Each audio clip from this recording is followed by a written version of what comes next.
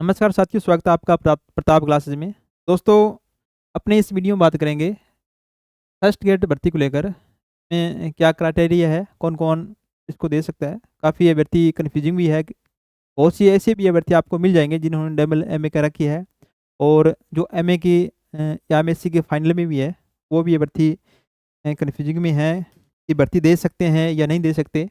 तो इसकी लेकर अपन पूरी चर्चा इस वीडियो में करने वाले हैं। जैसे कि आपको पहले से ही पता है कि टोटल पद है, इसके टोटल पद निकाले गए हैं 2202 के समथिंग इसके पद है टोटल। पद बढ़ भी सकते हैं, घटेंगे तो नहीं, बढ़ेंगे ही, क्योंकि ऐसा एक लाइन में लिखा हुआ होता है कि पद बढ़ भी सकते हैं और घट भी सकते हैं। परंतु जो पद है 2200, ये बैकलॉग के पद है, अधिकतर पद इसके अंदर। और ये अनुमान लगाया जा रहा है कि टोटल जो पद है आपके 6000 होने के अनुमान है। 6000 के समथिंग पद हो जाएंगे। तो जितने भी सब्जेक्ट वेयर हैं, सभी सब्जेक्ट में ये पद जरूर बढ़ेंगे। और आशा करता हूँ कि आप अच्छी तरह से तैयारी कर रहे होंगे और लगातार तैयारी करते रहें, क्योंकि लगातार तैयारी करने से ही सफलता प्राप्त की जा सकती है। और किसी प्रकार से भ्रमित नहीं होना है, क्योंकि अगर फर्स्ट ग्रेड की भर्ती की तैयारी कर रहे हो तो आप फर्स्ट ग्रेड की ही करें, क्योंकि रीट की भी वैकेंसी आ रही है। इसके अलावा सेकंड ग्रेड की भी वैकेंसी आएगी। सेकंड ग्रेड की अभी संस्कृत शिक्षा विभाग का पेपर भी है दिसंबर में। काफ़ी अभ्यर्थी जो कन्फ्यूजिंग है कि फर्स्ट ग्रेड की भर्ती करें, तैयारी करें, या रीट की तैयारी करें, या सेकंड ग्रेड की तैयारी करें। तो आपको एक मत हो जाना है कि जिसमें आप कंफर्टेबल हैं कि रीट में या सेकंड ग्रेड में या फर्स्ट ग्रेड में, तो आप उसके अनुसार तैयारी कर सकते हैं। क्योंकि ज़्यादा इधर उधर से ज्ञान लेने की आवश्यकता नहीं है, क्योंकि आप इतने समझदार हो चुके हो कि आप खुद निर्णय ले सकते हैं। तो इसमें देखिएगा, फर्स्ट ग्रेड भर्ती के लिए आपके पास एमए होनी चाहिए, एमए या एमएससी। एमए या एमएससी प्लस में बीएड है, ये आपके लिए आवश्यकता है। वो ही भर्ती इसको दे सकता है। और कुछ ऐसे भी इसके अंदर सब्जेक्ट है, जैसे म्यूजिक हो गया, म्यूजिक है, और ड्राइंग वगैरह है, ड्राइंग है, सब्जेक्ट है। इसके अंदर बीएड की आवश्यकता नहीं होती, क्योंकि ये केवल इसके सब्जेक्ट के अंदर एमए होती है। एमए जिनके पास है तो वो दे सकता है, बीएड आवश्यकता नहीं होती, उनको ये पता है। और इसके अलावा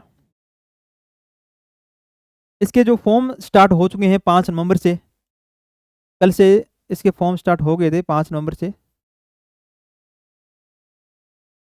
लगभग 1 मंथ तक इसके फॉर्म भरे जाएंगे, क्योंकि ये भी आपके लिए अति आवश्यक है। क्योंकि अब की बार एक नया पैटर्न इसके अंदर स्टार्ट किया गया है, लाइव फोटो का।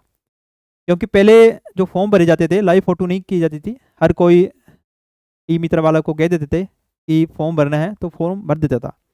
परंतु अब की बार क्या हुआ, लाइव फोटो आपको इसमें डालनी होगी, तो ही आपका फॉर्म अप्लाई इनके भरा जाएगा, अन्यथा आपका फॉर्म नहीं भरा जाएगा। क्योंकि पिछले दिनों में मैंने कई अभ्यर्थियों को देखा था, तो सीटी का एग्ज़ाम के लिए फॉर्म ई मित्रा वालों को कह दिया कि फॉर्म भरना है, तो इसके चक्कर में वो रह गए और फॉर्म भी उनका नहीं भरा गया, तो वो सीटी भी नहीं दे पाए। तो अपने को ये इंतज़ार नहीं करना है कि ई मित्रा वाला को कह दिया कि फॉर्म भरा जाएगा, वो फॉर्म भर देगा, ऐसा नहीं है। खुद को जो कैंडिडेट है, खुद को जाकर ई मित्रा या जो भी आपके पास सुविधा घर पर है, या जो भी है आपके पास आसपास सुविधा, वहाँ से खुद जाकर आप फॉर्म अप्लाई करना, तो ही फॉर्म भरा जाएगा। अन्यथा किसी के बहकावे में या फिर किसी के चक्कर में नहीं रहना है कि वो फॉर्म अपने आप भर देगा। ये भी आपको अति आवश्यक ये जानकारी आपको याद रखना होगा। इसके फॉर्म लगभग 1 महीने तक चलेंगे। और इसके अलावा इसमें बहुत से अभ्यर्थी ऐसे भी हैं जिनके पास डबल एमए है, डबल एमए कर रखी है सोशल साइंस में, ये पॉलिटिकल साइंस है कर रखी है, जिन्होंने हिंदी में कर रखी है, कई अभ्यर्थियों ने इंग्लिश में कर रखी है, एक एक दो दो डबल एमए कर रखी है। वो भी अभ्यर्थी कन्फ्यूजिंग चल रहे हैं कि किस में पेपर दें, क्योंकि बहुत सी अभ्यर्थी ऐसे भी है जो भर्ती की संख्या को देखकर, जो सब्जेक्ट में उसके अनुसार ये परीक्षा देते हैं, उनको भी एक मेरी सलाह है, आप जिस सब्जेक्ट में कंफर्टेबल है, आपको ऐसा लग रहा है कि मैं इस सब्जेक्ट में बेटर कर पाऊंगा, उसी सब्जेक्ट को आप चुनना। क्योंकि ये 2200 पदों पर निकलेगी हालांकि भर्ती, क्योंकि सभी जो सब्जेक्ट है उसके अंदर थोड़े थोड़े पद आ रहे हैं। कईयों में थोड़ी ज़्यादा है, कईयों में 60 62 आ रहे हैं, कईयों में 250 225 के लगभग आ रहे हैं। परंतु इसमें वैकेंसी जाहिर सी बात है जरूर बढ़ेगी। तो आप जिस सब्जेक्ट के अंदर ज़्यादा कंफर्टेबल है उसी सब्जेक्ट को चुनना, अन्यथा आपको इसका खामियाजा भुगतना पड़ेगा आने वाले दिनों में। जो भी सब्जेक्ट आपके लिए कंफर्टेबल है, जिस सब्जेक्ट में आप बेटर कर पा रहे हो, पहले से पढ़ रखा है, उसी सब्जेक्ट को आप वरीयता दीजिए, ताकि आपका आने वाले समय में भर्ती में सिलेक्शन हो और एक आप सरकारी नौकरी प्राप्त कर सके। ये तो है। इसके अलावा बहुत से अभ्यर्थी ऐसे भी हैं जो एमए की फाइनल में है। इसके लिए एक याद रखना, एमए के जो फाइनल में है वो ही परीक्षा दे सकते हैं। साथ में बीएड कर रखी है पहले से और एमए कर रहे हैं, वो फाइनल में है, वो ही भी दे सकते हैं। या फर्स्ट ईयर कर रहा है वो इसमें एलिजिबल नहीं होगा।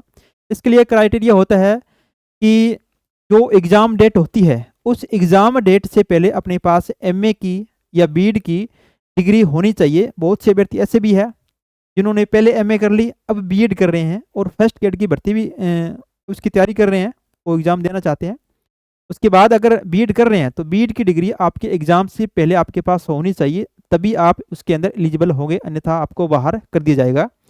इसी प्रकार एमए की भी, अगर आप बीएड के बाद एमए कर रहे हैं किसी भी सब्जेक्ट में, जो आप जिस सब्जेक्ट में आप कंफर्टेबल है, तो एमए की डिग्री आपकी आपके एग्ज़ाम डेट से पहले आपके पास होनी चाहिए, यानी कि उसका रिजल्ट आ जाना चाहिए, तभी ऐसा होगा।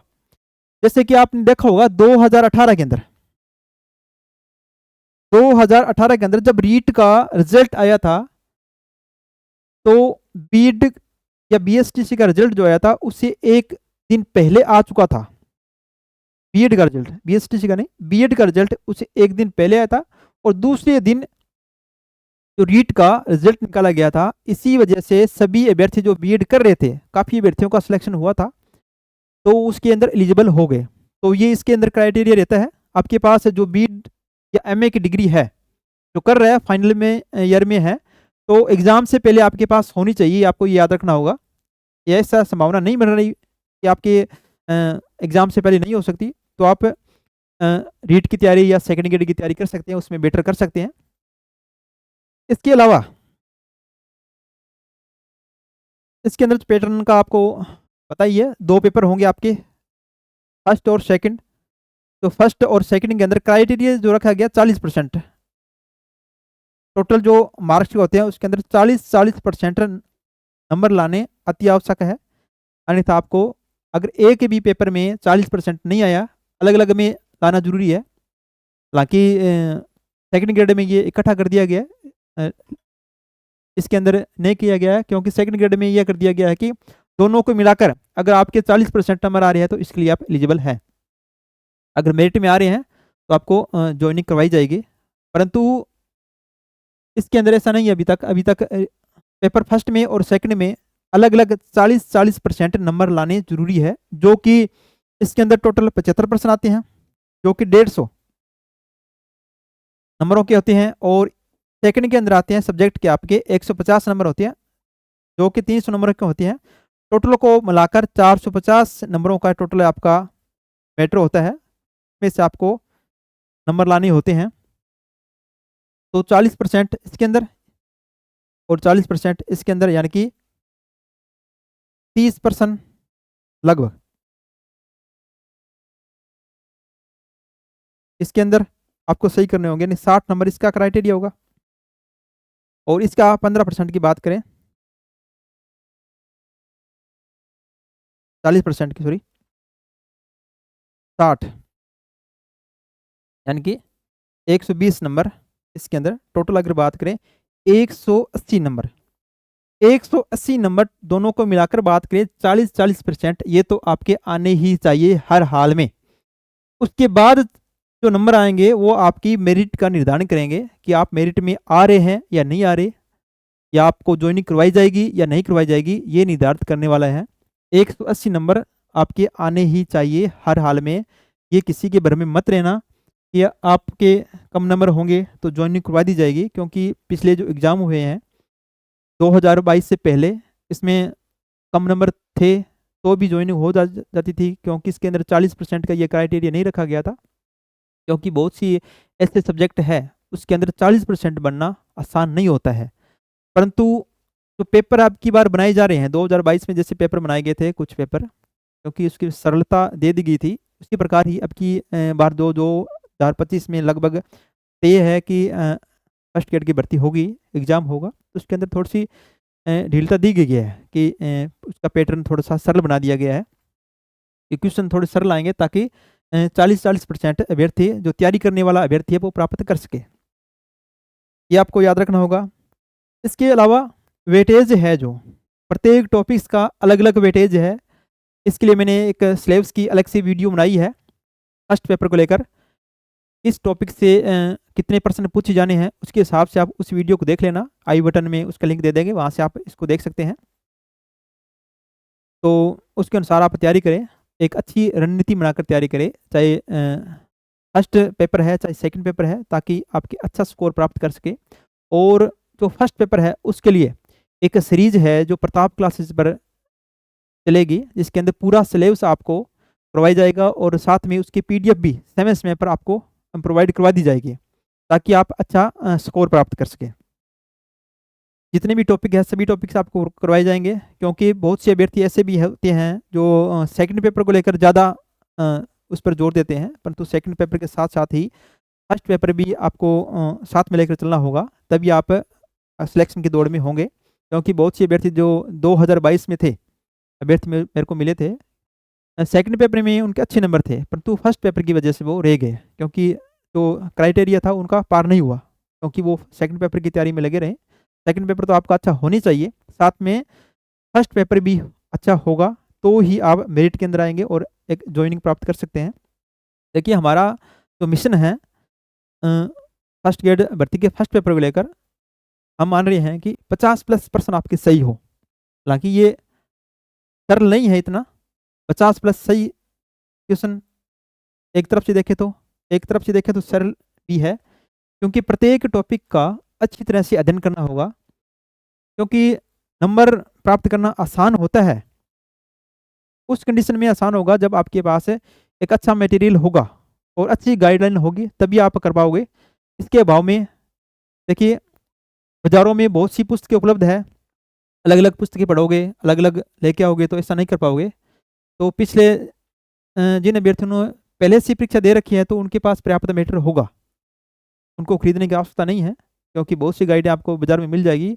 एक गाइड को अगर दोबारा पढ़ते हैं तो ज़्यादा टाइम भी वेस्ट होगा, ज़्यादा नहीं भी कर पाओ, ऐसा भी होता है।